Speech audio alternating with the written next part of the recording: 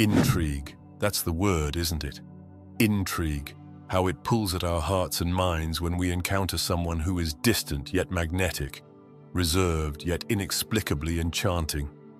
Today, dear viewer, we will explore the delicate, almost invisible dance of love, as it is performed by those elusive creatures we call avoidants. Yes, we're diving into their world, not to expose, not to judge, but to understand. And more importantly, to learn how to recognize the subtle signs that they are, in fact, in love with you. Picture this. You're standing before a seemingly impenetrable fortress. Its walls are high, its gates locked tight. Yet behind those defenses, you can feel it. The faint flicker of a candle. The warmth of someone longing for connection. This is the paradox of the avoidant in love. They crave the very thing they fear, and their signs of affection often emerge like faint whispers on the wind, barely perceptible unless you know where to look. So let's embark on this journey together. I'll be your guide, and I promise to pepper this exploration with tales, wisdom, and a touch of wit. After all, matters of the heart, even the most perplexing, should be treated with a little humor, don't you think? First, let us understand the avoidant's great dilemma. Love, for them, is not a sweet serenade but a high-wire act, precarious, unnerving, and ripe with the potential for disaster. They learned early, perhaps from a distant caregiver or a broken bond, that closeness is fraught with danger. To need someone is to risk loss, and to rely on another is to risk disappointment. But the heart is not so easily silenced, is it? Even the most avoidant among us are not immune to love's siren song. They feel it deeply. They just show it differently. Now let's dive into their subtle signs. And when I say subtle, I mean subtle. If love is typically shouted from the rooftops, the avoidant whispers it from behind a curtain. Yet, whisper they do, and here's how to hear it. Sign 1. The careful curator. An avoidant in love becomes, quite suddenly, a curator of your world. They may not drape you in grand declarations of affection, but oh, how they pay attention. They'll notice the smallest details about you. The way you take your coffee, the books you read, the offhand comment you made about a film you loved as a child. I remember a friend of mine, we'll call him Edward, who once fell for a spirited, book-loving woman named Clara. Edward, who had spent his life steadfastly avoiding emotional entanglements, suddenly began frequenting bookshops. Not for himself, mind you, but to find a copy of an obscure novel Clara had mentioned liking. When he found it, he gave it to her in the most Edward way possible, nonchalantly as though it was no big deal. "That book you mentioned." "Here," he said, barely meeting her eyes. But I saw it. In his shy offering was a world of unspoken affection, a desire to connect without risking too much of himself. That's an avoidant in love. Not shouting "I love you" from the rooftops, but sliding a carefully chosen book across the table. Sign 2. The disappearing act. Now here's a tricky one. An avoidance affection can sometimes look like absence. Yes, you heard that right. In love, they often retreat, not out of disinterest, but out of fear. Fear of saying too much, fear of feeling too much, fear of losing control. It's a peculiar thing to witness. Imagine, if you will, a man who is utterly captivated by someone, but begins to pull away the moment he realizes how much they mean to him. To an untrained eye, this looks like rejection. To a wise observer, it's a silent plea. Please don't get too close. I'm not ready to fall apart. I once knew a gentleman, a composer, who fell deeply for a woman he met at a summer festival. They spent weeks talking, walking under the stars, and sharing stories of their lives.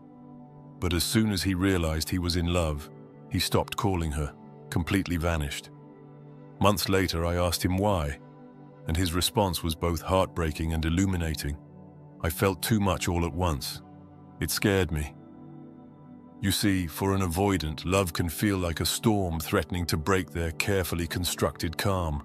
But take heart. This retreat doesn't mean they don't care. It means they care too much.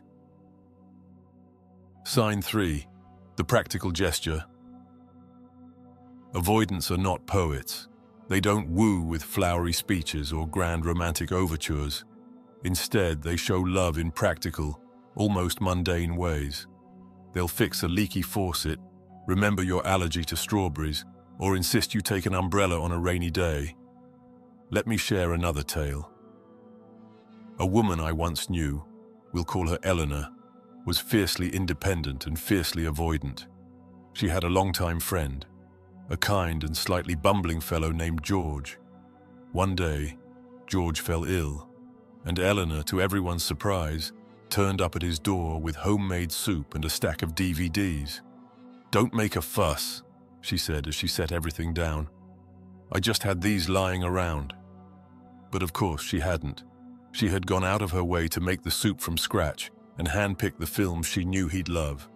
That's the avoidance way. Showing love not with words, but with deeds. Sign 4. The deep conversation. Here's where the magic happens. When an avoidant is truly in love, there will come a moment, perhaps fleeting but oh so precious, when they let you into their inner world. They'll tell you something personal, something vulnerable, something that reveals the depth of their feelings. This moment doesn't come easily. It's as though they've been holding their breath, unsure whether to speak. But when they do, it's like the sun breaking through the clouds. I remember a story of a man named Henry, a quiet and guarded soul who once confided in me about his father, a distant, critical man who had shaped Henry's fear of closeness. He spoke of his father only once, and only to the woman he loved. "I've never told anyone this before," he said, his voice barely above a whisper.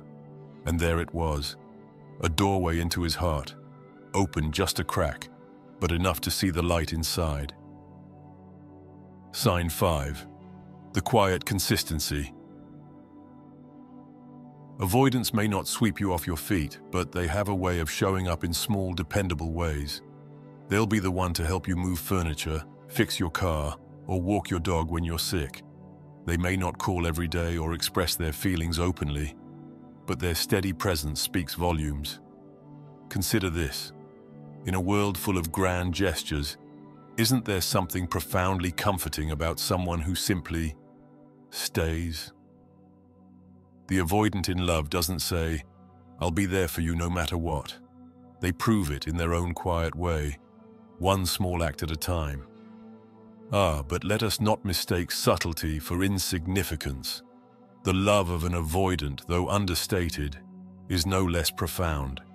It's a love that requires patience, understanding, and a keen eye for the little things. So, my dear viewer, the next time you find yourself wondering if that distant, enigmatic person in your life might be in love with you, look closer. Notice the care in their gestures, the vulnerability in their rare confessions, the steadiness of their presence. These are the breadcrumbs they leave, the signs that their heart, though guarded, is reaching out to you. And remember this: love, in all its forms, is worth the effort. Even the most elusive hearts can be won with patience, kindness, and a touch of wit. After all, what is love, if not the ultimate adventure? So go forth, and may your journey into the labyrinth of the avoidant heart be one of discovery and delight. And if you've enjoyed this little exploration, don't forget to subscribe. There's so much more to uncover. Thank you for listening, my friend, and as always, may love, in all its beautiful complexity, find you exactly where you are. If you believe this video might help someone dear to you, share it with them. A small gesture on your part could mean the world to a friend in need.